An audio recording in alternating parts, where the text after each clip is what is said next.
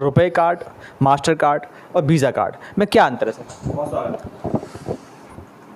शिवाजी, मैं आपको बताना चाहूँगा, ये जो आपने पूछा सवाल, ये बड़ा महत्वपूर्ण सवाल है क्योंकि लोगों को अभी इसके बारे में पता नहीं है। मैं आपको बताना चाहूँगा, वर्ष 2012 में national payment commission of India ने रुपए कार्ड को लॉन्च किया, मगर उस समय उसको लोग जानते नहीं थे क्योंकि उस समय आपको पता होगा वर्ष 2016 में नरेंद्र मोदी जी ने नोटबंदी की, क्योंकि जो हमारे माननीय प्रधानमंत्री जी हैं उनका ये सोचना है कि पेमेंट जितनी भी ट्रांजैक्शन हो वो अधिक से अधिक डिजिटल होना चाहिए। उसको इन्होंने काफ़ी प्रोत्साहित भी किया नरेंद्र मोदी जी ने। मगर जो ये डिजिटल ट्रांजैक्शन होगी उसके लिए एक पेमेंट गेटवे होता है, उसके जो इन सारी ट्रांजैक्शन को रेगुलेट करता है। तो मैं आपको बताना चाहूँगा, पहले जो वीज़ा कार्ड थे और मास्टर कार्ड था, जो मूल्यतः अमेरिका की कंपनियां हैं वो इसको कंट्रोल किया करती थी। तो रुपए कार्ड एक तरीके का आपका पेमेंट गेटवे है, जो कि सस्ता पेमेंट गेटवे है, जो कि भारत सरकार ने लॉन्च किया है और इसके ऊपर हमारी सरकार का कंट्रोल है। तो यही मूल्य जो इसके अंदर जो डिफरेंस है वो ये है। Sir, master card, visa card और रुपए कार्ड में मतलब कि कहें, मतलब क्या हटकर है, क्या खास है उसमें रुपए कार्ड में? रुपए कार्ड की जो खासियत है, सबसे पहला तो ये है कि इसके अंदर आपको एक स्वाभिमान का भाव आएगा। स्वाभिमान का भाव इस वजह से आएगा क्योंकि ये जो कार्ड है ये हमारा भारत द्वारा निर्मित कार्ड है। दूसरा, अगर आपको डिजिटल ट्रांजैक्शन को प्रमोट करना है तो आपको जितनी भी ट्रांजैक्शन कॉस्ट है, उसकी डिजिटल पेमेंट की जो कॉस्ट है, जो दर है, जो मूल्य है, उसको कम करना पड़ेगा, तभी लोग जो हैं वो डिजिटल पेमेंट के लिए प्रोत्साहित होंगे। तो जो रुपए कार्ड की जो कॉस्ट है वो काफ़ी कम है, कमीशन इसमें ना के बराबर जाता है क्योंकि इसके ऊपर भारत सरकार का कंट्रोल है। और अगर भारत सरकार को डिजिटल पेमेंट को बढ़ावा देना है तो इसके अंदर कमीशन कम रखनी पड़ेगी।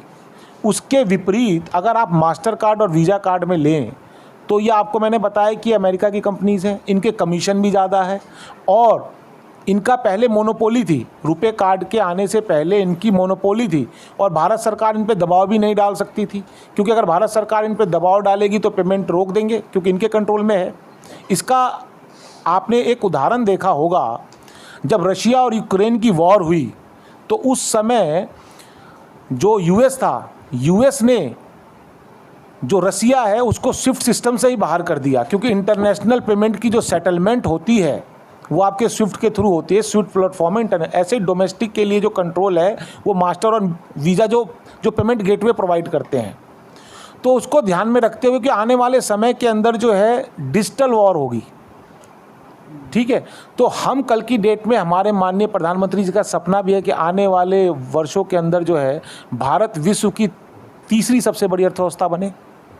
भारत की जो जीडीपी है वो 5 ट्रिलियंस की हो।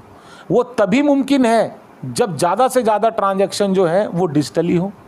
आज के डेट में आप देखेंगे एक चाय वाला भी डिजिटल पेमेंट लेता है, तो वो तब लेगा अगर डिजिटल पेमेंट की कॉस्ट बढ़ेगी तो नहीं यूज़ करेगा ना। जो चीज़ सस्ती होगी उसका इस्तेमाल ज़्यादा होगा। तो सस्ता करने का तरीका यही है कि आप इसमें कमीशन कम करें। बाहर की कंपनियां होंगी तो उनके ऊपर तो सरकार का नियंत्रण है नहीं, तो रुपए कार्ड के नियंत्रण है। इसको प्रोत्साहित करने के लिए आपने देखा होगा भारत सरकार ने जो है बहुत जगह अपने टेंडर के अंदर रुपए कार्ड से पेमेंट अलाउ की हुई है। जितने बड़े बड़े आपके सार्वजनिक बैंक है, जैसे स्टेट बैंक हो गया, पीएनबी हो गया, जितने भी बैंक हैं और जो फाइनेंशियल इंस्टीट्यूशन है वो आज की डेट में रुपए कार्ड का इस्तेमाल कर रहे हैं। उसको प्रोत्साहित करें कि रुपए कार्ड करें, ताकि हमारे देश द्वारा स्वनिर्मित है, इसका इस्तेमाल से हमें एक स्वाभिमान का भाव आता है और ये आने वाले समय के अंदर भारत के लिए एक मील का पत्थर साबित होगा। क्योंकि हमारी जो पेमेंट है, अब जो कमीशन के रूप में जो पैसा इंडिया से बाहर जाता था वो पैसा तो हमारे भारतवर्ष में रहेगा ना। तो ये आने वाले समय के अंदर एक बहुत बड़ी पहल है। अमेरिका जैसे जो भविष्य में, आने वाले भविष्य में कितना इम्पैक्ट रहेगा इसका? आने वाले समय में इसका बहुत बड़ा इम्पैक्ट होगा, क्योंकि सबसे बड़ी आप देखेंगे ना, पहले हमारी जो बैंकिंग सेक्टर था, जो बैंकिंग सेक्टर है उसके ऊपर अमेरिका का कंट्रोल था, पेमेंट गेटवे उनका है। अगर कल की डेट में उन्होंने मना कर दिया या कहते हम प्रोवाइड नहीं करा रहे पेमेंट गेटवे, तो सारी ट्रांजैक्शन रुक जाएगी। अब तो रुपए कार्ड है ना हमारे पास, उसका ऑल्टरनेट है और ये आने वाले ऑल्टरनेटिव मेन में कन्वर्ट हो जाएगा और ये वीज़ा कार्ड और मास्टर कार्ड का इस्तेमाल धीरे धीरे कम हो जाएगा और जितने लोग हैं जो भारतवासी हैं वो रुपए कार्ड का ज़्यादा इस्तेमाल करेंगे और उनको स्वाभिमान का भाव उत्पन्न होगा कि हमारा राष्ट्र द्वारा स्वनिर्मित ये कार्ड है, जिससे कि और ये इससे हमारी जो डिजिटल पेमेंट है उसको भी काफ़ी बढ़ावा मिलेगा, क्योंकि मैंने आपको पहले ही बताया क्योंकि इसमें कमीशन ना के बराबर है और भारत सरकार जो है का कंट्रोल भी है। तो ये बाकी और दूसरा क्या है, जो मास्टर कार्ड और वीज़ा कार्ड आपने देखा होगा उसमें चिप लगी होती है। उस चिप के अंदर क्योंकि जब वो पेमेंट गेटवे की तरह एक अकाउंट से पैसा दूसरे अकाउंट में भेज रहा है तो उसके बाद कोई ना कोई तो इन्फॉर्मेशन है ना, अकाउंट होल्डर की डिटेल है, उसके अकाउंट की डिटेल है, तो वो डिटेल सारी चिप के अंदर होती है। आप कभी भी क्रेडिट कार्ड डेबिट कार्ड उठाइए तो चिप देखेंगे आप, तो उसके अंदर सारा डाटा होता है। तो आपका प्राइवेट डाटा भी उनके पास है। अगर रुपए कार्ड में है तो डाटा तो हमारे पास है ना, कल की डेट में कोई उस डाटा का इस्तेमाल तो दुरुपयोग तो नहीं कर सकता ना।